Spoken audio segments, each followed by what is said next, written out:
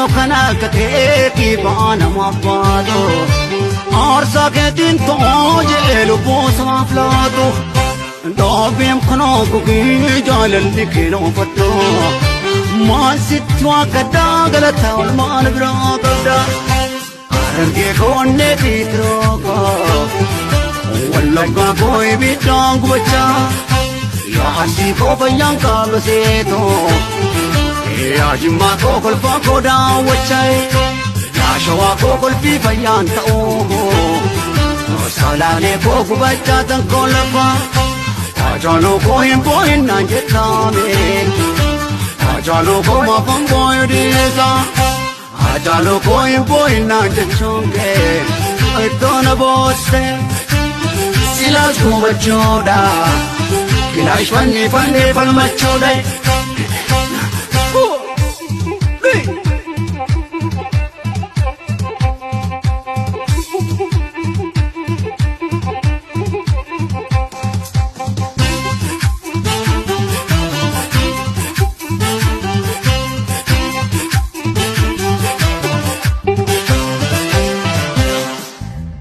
Galatarraan fatamuu miti qeerroo koo kanaatiin boonte qulqulluu mirga koo falmattu dhiigni kee bilisummaa ta'u.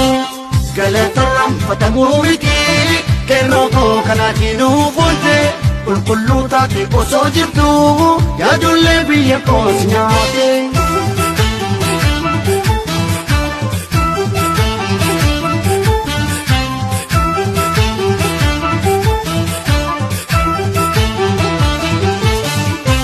Andabe gumaa kee waan ambaasun wookoo koo wala kummaa malee qeerroo koo bilisummaa malee.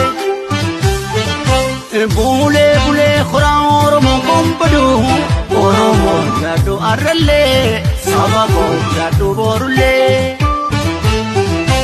Jechi koo gocha keeniin qixxaatu wookoo koo galatoo biimballee qeerroo koo galatoo biimballee.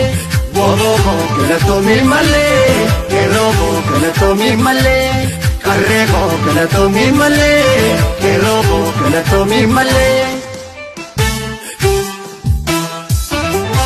Mirga koo falmattee miikatiin baasu baaftee yaaddoo koo hundumaa qabsoodhaan xumurtee shakkii tokkoon qabu waan na sodaachisu. Harkoonni gabrummaattis qabsoon cabaa humtuu nannaasu. Booranaa doogitaan hin himamtu.